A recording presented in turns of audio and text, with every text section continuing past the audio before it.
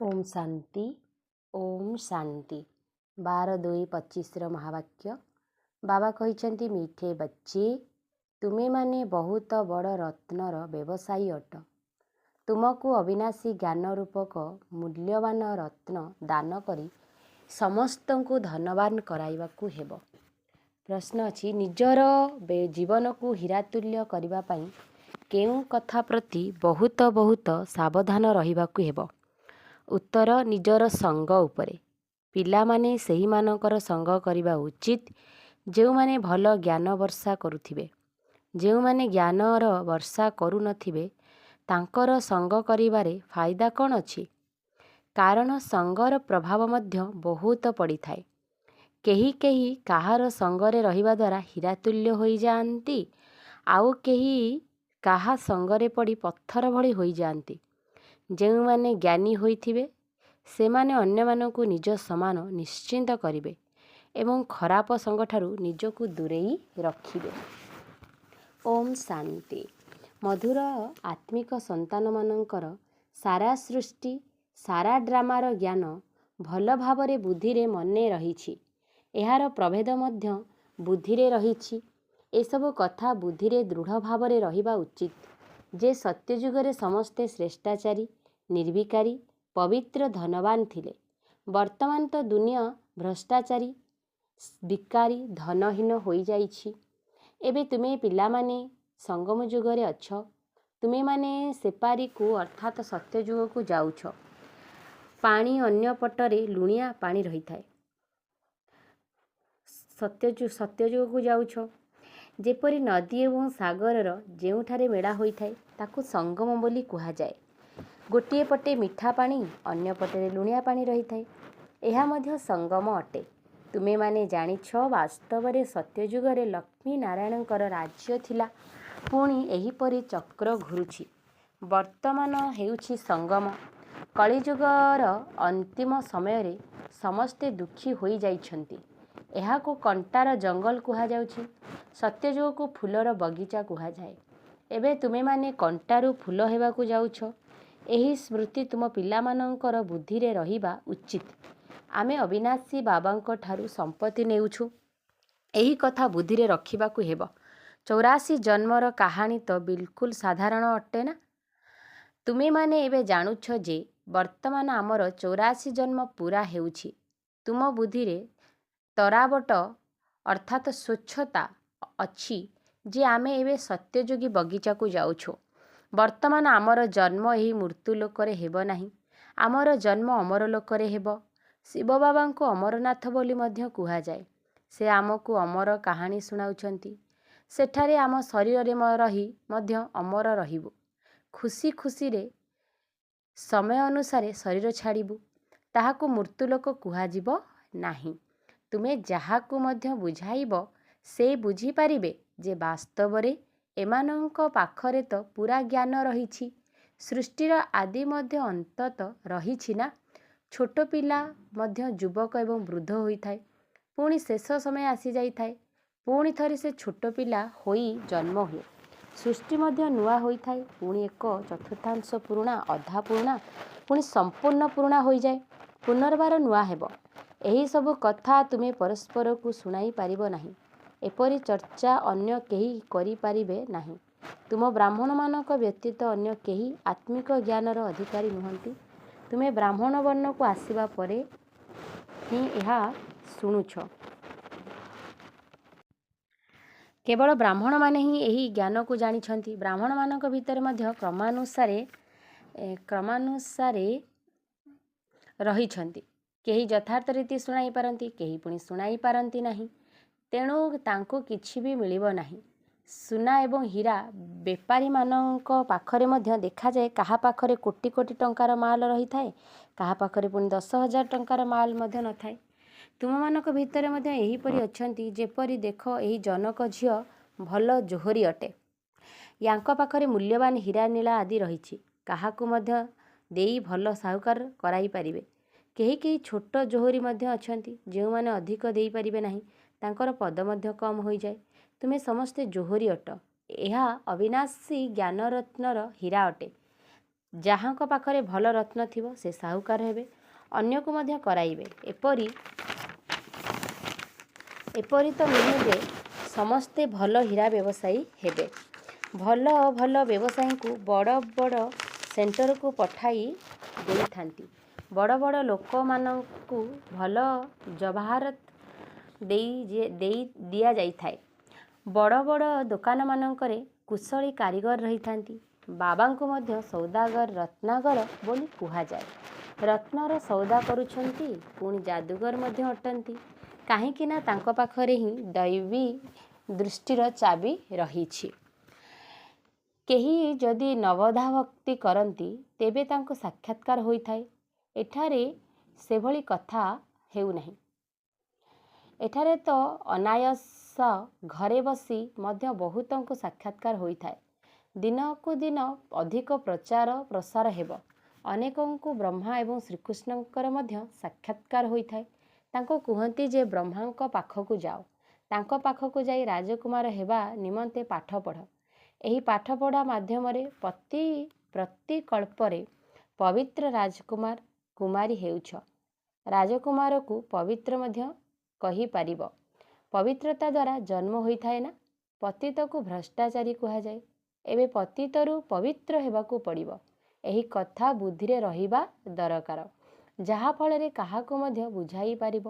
ମନୁଷ୍ୟମାନେ ଭାବୁଛନ୍ତି ଇଏ ତ ବହୁତ ବୁଦ୍ଧିମାନ ଅଟନ୍ତି। କୁହ ଆମ ପାଖରେ କୌଣସି ଶାସ୍ତ୍ର ଆଦିର ଜ୍ଞାନ ନାହିଁ। ରାଜକୁମାରକୁ ପବିତ୍ର ମଧ୍ୟ କହିପାରିବ। ପବିତ୍ରତା ଦ୍ୱାରା ଜନ୍ମ ହୋଇଥାଏ ନା। ପତିତକୁ ଭ୍ରଷ୍ଟାଚାରୀ କୁହାଯାଏ ଏବଂ ପତିତରୁ ପବିତ୍ର ହେବାକୁ ପଡ଼ିବ। ଏହି କଥା ବୁଦ୍ଧିରେ ରହିବା ଦରକାର, ଯାହାଫଳରେ କାହାକୁ ମଧ୍ୟ ବୁଝାଇ ପାରିବ। ମନୁଷ୍ୟମାନେ ଭାବୁଛନ୍ତି ଇଏ ତ ବହୁତ ବୁଦ୍ଧିମାନ ଅଟନ୍ତି। କୁହ ଆମ ପାଖରେ କୌଣସି ଶାସ୍ତ୍ର ଆଦିର ଜ୍ଞାନ ନାହିଁ। ଏହା ହେଲା ଆତ୍ମିକ ଜ୍ଞାନ, ଯାହାକୁ ଆତ୍ମାର ପିତା ହିଁ ବୁଝାଉଛନ୍ତି। ଇଏ ହେଉଛନ୍ତି ତ୍ରିମୂର୍ତ୍ତି ବ୍ରହ୍ମା, ବିଷ୍ଣୁ, ଶଙ୍କର। ଏମାନେ ମଧ୍ୟ ରଚନା ଅଟନ୍ତି। ରଚୟିତା ହେଉଛନ୍ତି ଏକମାତ୍ର ବାବା।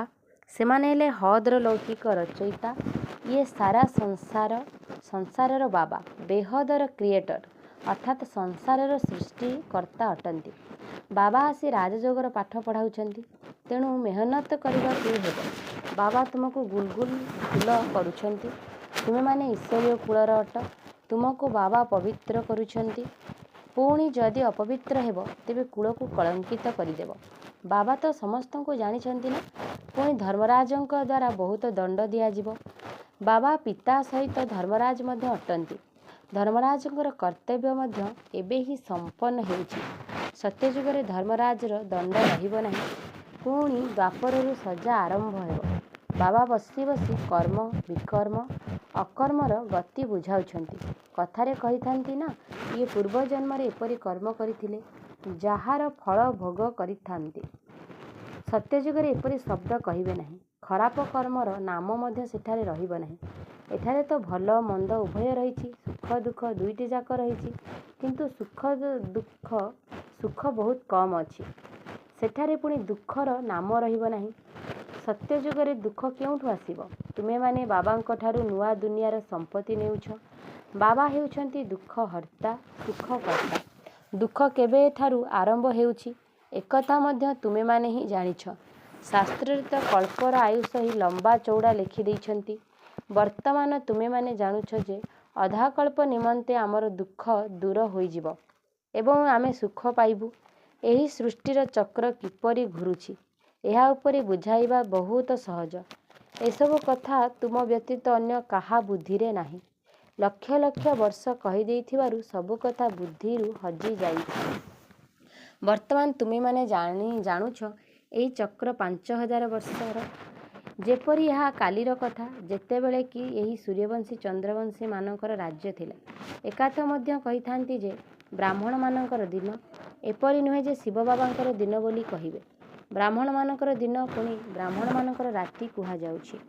ବ୍ରାହ୍ମଣମାନେ ଭକ୍ତି ମାର୍ଗରୁ ମଧ୍ୟ ରହି ଆସିଛନ୍ତି। ବର୍ତ୍ତମାନ ହେଉଛି ସଙ୍ଗମ ଯୁଗ। ଏହା ନା ଦିନ ନା ରାତି ଅଟେ। ତୁମେମାନେ ଜାଣିଛ ଯେ ଆମେ ବ୍ରାହ୍ମଣ, ପୁଣି ଦେବତା ହେବୁ, ପୁଣି ତ୍ରେତାରେ କ୍ଷତ୍ରିୟ ହେବୁ। ଏକଥାକୁ ବୁଦ୍ଧିରେ ପକ୍କା ମନେ ରଖ, ଯେଉଁ କଥାକୁ ଅନ୍ୟ କେହି ଜାଣିନାହାନ୍ତି। ସେମାନେ ତ କହୁଛନ୍ତି ଶାସ୍ତ୍ରରେ କଳ୍ପର ଏତେ ଆୟୁଷ ଲେଖାଯାଇଛି। ତୁମେମାନେ ପୁଣି ଏହି ହିସାବ କେଉଁଠାରୁ ଆଣିଛ? ଏହି ଅନାଦି ଡ୍ରାମା ପୂର୍ବ ପ୍ରସ୍ତୁତ ଅଟେ, ଏକଥା କେହି ଜାଣି ନାହାନ୍ତି। ତୁମ ପିଲାମାନଙ୍କ ବୁଦ୍ଧିରେ ଅଛି ଅଧାକଳ୍ପ ହେଲା ସତ୍ୟଯୁଗ ଏବଂ ତ୍ରେତାଯୁଗ, ପୁଣି ଅଧାକଳ୍ପରୁ ଭକ୍ତି ଆରମ୍ଭ ହେଉଛି। ତାହା ହେଉଛି ତ୍ରେତା ଏବଂ ଦ୍ୱାପରର ସଙ୍ଗମ। ଦ୍ୱାପରରେ ମଧ୍ୟ ଏହି ଶାସ୍ତ୍ର ଆଦି ଧୀରେ ଧୀରେ ରଚନା ହେବ। ଭକ୍ତି ମାର୍ଗର ସାମଗ୍ରୀ ବହୁତ ଲମ୍ବା ଚଉଡ଼ା ଅଟେ, ଯେପରି କଳ୍ପବୃକ୍ଷ କିପରି ଲମ୍ବା ଚଉଡ଼ା ରହିଛି, ଯାହାର ବୀଜ ହେଉଛନ୍ତି ବାବା। ଏହା ଓଲଟା ବୃକ୍ଷ ଅଟେ। ପ୍ରଥମେ ଆଦି ସନାତନ ଦେବୀ ଦେବତା ଧର୍ମ ହେବ, ଏକଥା ଯାହା ବାବା ଶୁଣାଉଛନ୍ତି, ଯାହାକି ବିଲକୁଲ ନୂଆ କଥା। ଏହି ଦେବୀ ଦେବତା ଧର୍ମର ସ୍ଥାପକକୁ କେହି ଜାଣି ନାହାନ୍ତି। କୃଷ୍ଣ ତ ଛୋଟ ପିଲା ଅଟନ୍ତି। ବାବା ହିଁ ଜ୍ଞାନ ଶୁଣାଉଛନ୍ତି, କିନ୍ତୁ ବାବାଙ୍କ ବଦଳରେ ତାଙ୍କର ପିଲା ଶ୍ରୀକୃଷ୍ଣଙ୍କ ନାମ ଲେଖି ଦେଇଛନ୍ତି। କୃଷ୍ଣଙ୍କର ହିଁ ଚରିତ୍ର ଆଦି ଦର୍ଶାଇଛନ୍ତି। ବାବା କହୁଛନ୍ତି କୃଷ୍ଣଙ୍କର କୌଣସି ଲୀଳା ନାହିଁ। ଗାୟନ ମଧ୍ୟ କରୁଛନ୍ତି, ହେ ପ୍ରଭୁ ତୁମର ଲୀଳା ଅପରମ୍ପାର ଅଟେ। ଜଣଙ୍କର ହିଁ ଲୀଳା ହୋଇଥାଏ। ଶିବ ବାବାଙ୍କ ମହିମା ବହୁତ ଭିନ୍ନ ଅଟେ। ସେ ତ ସଦା ପବିତ୍ର ଅଟନ୍ତି, କିନ୍ତୁ ସେ ପବିତ୍ର ଶରୀରରେ ତ ଆସିପାରିବେ ନାହିଁ। ତାଙ୍କୁ ଡାକୁଛନ୍ତି ମଧ୍ୟ, ଏହି ପତିତ ଦୁନିଆକୁ ଆସ, ଆମକୁ ପବିତ୍ର କର। ତେଣୁ ବାବା କହୁଛନ୍ତି ମୋତେ ମଧ୍ୟ ପତିତ ଦୁନିଆକୁ ଆସିବାକୁ ପଡ଼ୁଛି। ଏହାଙ୍କର ଅର୍ଥାତ୍ ବ୍ରହ୍ମାଙ୍କର ବହୁତ ଜନ୍ମର ଅନ୍ତିମ ସମୟରେ ଆସି ମୁଁ ପ୍ରବେଶ କରୁଛି। ତେଣୁ ବାବା କହୁଛନ୍ତି ମୁଖ୍ୟ କଥା ଆଲଫକୁ ମନେ ପକାଅ, ବାକି ଏସବୁ କିଛି ରେଜଗାରି ଅର୍ଥାତ୍ ଖୁଚୁରା ଅଟେ। ଏହି କଥାକୁ ସମସ୍ତେ ତ ଧାରଣ କରିପାରିବେ ନାହିଁ। ଯେଉଁମାନେ ଧାରଣ କରିପାରିବେ ମୁଁ ତାଙ୍କୁ ହିଁ ବୁଝାଉଛି। ବାକି ତ ମନ୍ମନାଭବ ବୋଲି କହିଦେଉଛନ୍ତି। ବୁଦ୍ଧି ତ କ୍ରମାନୁସାରେ ରହିଥାଏ ନା। କେତେକ ବାଦଲ ଖୁବ୍ ବର୍ଷା କରିଥାନ୍ତି, କେହି ପୁଣି ଅଳ୍ପ ବରଷି ଚାଲି ଯାଇଥାନ୍ତି। ତୁମେ ମଧ୍ୟ ବାଦଲ ଅଟ ନା? କେହି ତ ବିଲକୁଲ ବର୍ଷା କରୁନାହାନ୍ତି। ଜ୍ଞାନକୁ ଧାରଣ କରିବାର ଶକ୍ତି ନାହିଁ। ମମ୍ମା ବାବା ଭଲ ବାଦଲ ଅଟନ୍ତି ନା? ପିଲାମାନେ ସେହିମାନଙ୍କର ସଙ୍ଗ କରିବା ଉଚିତ, ଯେଉଁମାନେ ଭଲ ଜ୍ଞାନ ବର୍ଷା କରନ୍ତି। ଯେଉଁମାନେ ବର୍ଷା କରୁନାହାନ୍ତି, ତାଙ୍କୁ ସଙ୍ଗ କରିଲେ କ'ଣ ହେବ? ସଙ୍ଗ ଦୋଷର ପ୍ରଭାବ ମଧ୍ୟ ରହିଥାଏ। କେହି ତ କାହାର ସଙ୍ଗ କରିବା ଦ୍ୱାରା ହୀରାତୁଲ୍ୟ ହୋଇଯାଆନ୍ତି, କେହି ପୁଣି କାହାର ସଙ୍ଗ କରି ପଥର ସଦୃଶ ହୋଇଯାଆନ୍ତି। ମମ୍ମା ବାବା ଭଲ ବାଦଲ ଅଟନ୍ତି ନା? ପିଲାମାନେ ସେହିମାନଙ୍କର ସଙ୍ଗ କରିବା ଉଚିତ, ଯେଉଁମାନେ ଭଲ ଜ୍ଞାନ ବର୍ଷା କରନ୍ତି। ଯେଉଁମାନେ ବର୍ଷା କରୁନାହାନ୍ତି, ତାଙ୍କୁ ସଙ୍ଗ କରିଲେ କ'ଣ ହେବ? ସତ୍ ବାବାଙ୍କ ଦ୍ୱାରା ଯେଉଁମାନେ ଜ୍ଞାନବାନ ଏବଂ ଯୋଗୀ ହୋଇଛନ୍ତି, ତାଙ୍କର ସଙ୍ଗ କରିବା ଉଚିତ। ଏପରି ଭାବିବା ଅନୁଚିତ ଯେ ଆମେ ଅମୁକର ଲାଞ୍ଜ ଧରି ପାର ହୋଇଯିବୁ। ଏହିପରି କଥା ଅନେକ କହିଥାନ୍ତି, କିନ୍ତୁ ଏଠାରେ ତ ସେ କଥା ନାହିଁ। ଛାତ୍ର କ'ଣ କାହାର ଲାଞ୍ଜକୁ ଧରିବା ଦ୍ୱାରା ପାସ୍ ହୋଇଯିବେ? ପାଠ ପଢ଼ିବାକୁ ପଡ଼ିବ ନା। ବାବା ମଧ୍ୟ ଆସି ଜ୍ଞାନ ଦେଉଛନ୍ତି। ସେ ଜାଣିଛନ୍ତି ଯେ ଏହି ସମୟରେ ମୋତେ ଜ୍ଞାନ ଦେବାକୁ ହେବ। ଭକ୍ତି ମାର୍ଗରେ ତାଙ୍କ ବୁଦ୍ଧିରେ ଏକଥା ରହିବ ନାହିଁ ଯେ ମୋତେ ଯାଇ ଜ୍ଞାନ ଦେବାକୁ ପଡ଼ିବ। ଏସବୁ ଡ୍ରାମାରେ ନିର୍ଦ୍ଧାରିତ ହୋଇ ରହିଛି। ବାବା କିଛି ହେଲେ କରୁନାହାନ୍ତି। ଡ୍ରାମାରେ ଦିବ୍ୟ ଦୃଷ୍ଟି ମିଳିବାର ପାର୍ଟ ରହିଛି, ତେଣୁ ସାକ୍ଷାତକାର ହୋଇଯାଉଛି। ବାବା କହୁଛନ୍ତି ଏପରି ନୁହେଁ ଯେ ମୁଁ ବସି ସାକ୍ଷାତକାର କରାଉଛି। ଏକଥା ଡ୍ରାମାରେ ନିର୍ଦ୍ଧାରିତ ହୋଇ ରହିଛି। ଯଦି କେହି ଦେବୀଙ୍କର ସାକ୍ଷାତକାର କରିବାକୁ ଚାହୁଁଛନ୍ତି, ଦେବୀ ତ କରାଇବେ ନାହିଁ ନା। କହୁଛନ୍ତି ହେ ଭଗବାନ ଆମକୁ ସାକ୍ଷାତକାର କରାଅ। ବାବା କହୁଛନ୍ତି ଡ୍ରାମାରେ ନିର୍ଦ୍ଧାରିତ ଥିବ ତ ହୋଇଯିବ। ମୁଁ ମଧ୍ୟ ଡ୍ରାମାରେ ବନ୍ଧା ହୋଇଛି। ବାବା କହୁଛନ୍ତି ମୁଁ ଏହି ସୃଷ୍ଟିକୁ ଆସିଛି। ଏହାଙ୍କର ମୁଖ ଦ୍ୱାରା ମୁଁ କହୁଛି, ଏହାଙ୍କ ଆଖି ଦ୍ୱାରା ତୁମକୁ ଦେଖୁଛି। ଯଦି ଏହି ଶରୀର ନଥାନ୍ତା ତେବେ କିପରି ଦେଖିଥାନ୍ତି? ଅପବିତ୍ର ଦୁନିଆକୁ ହିଁ ମୋତେ ଆସିବାକୁ ପଡ଼ୁଛି। ସ୍ୱର୍ଗକୁ ତ ମୋତେ ଡାକୁନାହାନ୍ତି, ମୋତେ ସଙ୍ଗମ ଯୁଗରେ ହିଁ ଡାକୁଛନ୍ତି। ସଙ୍ଗମ ଯୁଗରେ ଆସି ଶରୀରର ଆଧାର ନେଉଛି। ତେବେ ଯାଇ ତୁମମାନଙ୍କୁ ଦେଖିପାରୁଛି। ନିରାକାର ରୂପରେ ତ କିଛି ଦେଖିପାରିବି ନାହିଁ। କର୍ମେନ୍ଦ୍ରିୟ ବିନା ଆତ୍ମା କିଛି ମଧ୍ୟ କରିପାରିବ ନାହିଁ। ବାବା କହୁଛନ୍ତି ବିନା ଶରୀରରେ ମୁଁ କିପରି ଦେଖିବି ଅଥବା କ୍ରିୟାଶୀଳ ହୋଇପାରିବି? କହୁଛନ୍ତି ଯେ ଈଶ୍ୱର ସବୁକିଛି ଦେଖୁଛନ୍ତି, ସବୁକିଛି ସେ ହିଁ କରୁଛନ୍ତି। ଏହା ତ ଅନ୍ଧଶ୍ରଦ୍ଧା ଅଟେ। ଦେଖିବେ କିପରି? ଯେତେବେଳେ କର୍ମେନ୍ଦ୍ରିୟ ମିଳିବ ତେବେ ଯାଇ ଦେଖିବେ ନା। ବାବା କହୁଛନ୍ତି ଡ୍ରାମା ଅନୁସାରେ ପ୍ରତ୍ୟେକ ଭଲ ଅଥବା ମନ୍ଦ କାମ କରୁଛନ୍ତି। ଏସବୁ ନିର୍ଦ୍ଧାରିତ ହୋଇ ରହିଛି। ମୁଁ କ'ଣ ବସି ଏତେ କୋଟି କୋଟି ମନୁଷ୍ୟମାନଙ୍କର ହିସାବ ରଖିବି? ବର୍ତ୍ତମାନ ମୁଁ ଶରୀରର ଆଧାର ନେଇଛି, ସେଥିପାଇଁ ସବୁ କିଛି କରୁଛି। ସେଥିପାଇଁ ମୋତେ କରନ୍ କରାବନ୍ ହାର କହୁଛନ୍ତି। ନଚେତ୍ କରନ୍ କରାବନ୍ ହାର କହିନଥାନ୍ତେ, ମୁଁ ଯେତେବେଳେ ଏହାଙ୍କ ଶରୀରରେ ଆସିବି ସେତେବେଳେ ଯାଇ ପବିତ୍ର କରାଇ ପାରିବି। ଉପରେ ଆତ୍ମା କ'ଣ କରିବ? ଶରୀର ଦ୍ୱାରା ହିଁ ଅଭିନୟ କରିବ ନା। ମୁଁ ମଧ୍ୟ ଏଠାକୁ ଆସି ଅଭିନୟ କରୁଛି। ସତ୍ୟଯୁଗରେ ମୋର ଅଭିନୟ ରହିବ ନାହିଁ। ଅଭିନୟ ବିନା କେହି କିଛି କରିପାରିବେ ନାହିଁ। ଶରୀର ବିନା ଆତ୍ମା କିଛି ବି କରିପାରିବ ନାହିଁ। ଆତ୍ମାକୁ ଡାକୁଛନ୍ତି, ତେବେ ସେ ମଧ୍ୟ ଶରୀର ମଧ୍ୟରେ ଆସି କଥାବାର୍ତ୍ତା କରିବ ନା। କର୍ମେନ୍ଦ୍ରିୟ ବିନା କିଛି ହେଲେ କରିପାରିବ ନାହିଁ। ଭାରତ କେତେ ଧନୀ ଥିଲା, ଏବେ କିପରି ଫକୀର ହୋଇଯାଇଛି। ବେହଦର ବାବା ଆସି ବେହଦର ସମ୍ପତ୍ତି ଦେଉଛନ୍ତି। ଗୀତ ମଧ୍ୟ ରହିଛି, ବାବା ଆପଣ ଯାହା ଦେଉଛନ୍ତି ତାହା ଅନ୍ୟ କେହି ଦେଇପାରିବେ ନାହିଁ। ଆପଣ ଆମକୁ ବିଶ୍ୱର ମାଲିକ କରାଉଛନ୍ତି, ଯାହାକୁ କେହି ଲୁଟି ନେଇପାରିବେ ନାହିଁ। ଯେଉଁମାନେ ଏପରି ଗୀତ ରଚନା କରିଛନ୍ତି ସେମାନେ ଏହାର ଅର୍ଥକୁ ଜାଣିନାହାନ୍ତି। ତୁମେମାନେ ଜାଣିଛ, ସେଠାରେ ବିଭାଜନ ଆଦି କିଛି ହେବ ନାହିଁ। ଏଠାରେ ତ କେତେ ବିଭାଜନ କରୁଛନ୍ତି।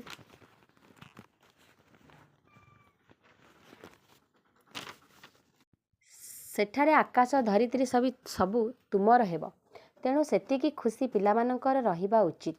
ସର୍ବଦା ଭାବ ଯେ ଶିବ ବାବା ଶୁଣାଉଛନ୍ତି, କାହିଁକିନା ସେ କେବେ ଛୁଟି ନେଉନାହାନ୍ତି, କେବେ ବେମାର ହେଉନାହାନ୍ତି। ପିଲାମାନଙ୍କର ବୁଦ୍ଧିରେ ଶିବ ବାବାଙ୍କର ହିଁ ସ୍ମୃତି ରହିବା ଉଚିତ। ଏହାକୁ ନିରହଙ୍କାରୀ ବୋଲି କୁହାଯାଉଛି। ମୁଁ ଏହା କରୁଛି, ମୁଁ ତାହା କରୁଛି, ଏହିପରି ଅହଙ୍କାର ଆସିବା ଉଚିତ ନୁହେଁ। ସେବା କରିବା ତ କର୍ତ୍ତବ୍ୟ ଅଟେ, ଏଥିରେ ଅହଙ୍କାର ଆସିବା ଅନୁଚିତ। ଅହଙ୍କାର ଆସିଲା ତ ଅଧୋଗତି ହେବ। ସେବା କରି ଚାଲ, ଏହା ହେଉଛି ଆତ୍ମିକ ସେବା, ବାକି ସବୁ ଭୌତିକ ସେବା ଅଟେ। ଆଚ୍ଛା, ମିଠା ମିଠା ଶିକିଲ ଦେ ସନ୍ତାନମାନଙ୍କ ପ୍ରତି ମାତା ପିତା ବାପଦାଦାଙ୍କର ମଧୁର ସ୍ନେହ ସମ୍ପନ୍ନ ଶୁଭେଚ୍ଛା ଏବଂ ସୁପ୍ରଭାତ। ଆତ୍ମିକ ପିତାଙ୍କର ଆତ୍ମିକ ସନ୍ତାନମାନଙ୍କୁ ନମସ୍ତେ। ଆମ ଆତ୍ମିକ ସନ୍ତାନମାନଙ୍କର ଆତ୍ମିକ ମାତା ପିତାଙ୍କୁ ନମସ୍ତେ ନମସ୍ତେ ନମସ୍ତେ। ଧାରଣା ପାଇଁ ମୁଖ୍ୟ ସାରାଂଶ। ପଏଣ୍ଟ ନମ୍ବର 1 ଅଛି, ବାବା ଯାହା ପଢ଼ାଉଛନ୍ତି ତାହାର ପ୍ରତିଦାନ ଗୁଲଗୁଲ ଅର୍ଥାତ୍ ଫୁଲ ଭଳି ହୋଇ ଦେଖାଇବାକୁ ହେବ। ମେହନତ କରିବାକୁ ପଡ଼ିବ। କେବେ ହେଲେ ଈଶ୍ୱରୀୟ କୁଳର ନାମକୁ ବଦନାମ କରିବା ଉଚିତ ନୁହେଁ। ଯେଉଁମାନେ ଜ୍ଞାନବାନ ଏବଂ ଯୋଗୀ ଅଟନ୍ତି ସେହିମାନଙ୍କର ହିଁ ସଙ୍ଗ କରିବା ଉଚିତ। ପଏଣ୍ଟ ନମ୍ବର 2 ଅଛି, ମୋ ପଣିଆକୁ ତ୍ୟାଗ କରି ନିରହଙ୍କାରୀ ହୋଇ ଆତ୍ମିକ ସେବା କରିବାକୁ ହେବ। ଏହାକୁ ନିଜର କର୍ତ୍ତବ୍ୟ ବୋଲି ଭାବିବାକୁ ହେବ। କେବେ ବି ଅହଙ୍କାର କରିବା ଉଚିତ ନୁହେଁ। ବରଦାନ ଅଛି, ବ୍ୟର୍ଥକୁ ମଧ୍ୟ ନିଜର ଶୁଭଭାବ ଏବଂ ଶ୍ରେଷ୍ଠ ଭାବନା ଦ୍ୱାରା ପରିବର୍ତ୍ତନ କରୁଥିବା ସଚ୍ଚା ମର୍ଜିବା ଭବ। ବାପଦାଦାଙ୍କର ଶ୍ରୀମତ ହେଲା, ପିଲାମାନେ ବ୍ୟର୍ଥ କଥା ଶୁଣ ନାହିଁ, ଶୁଣାଅ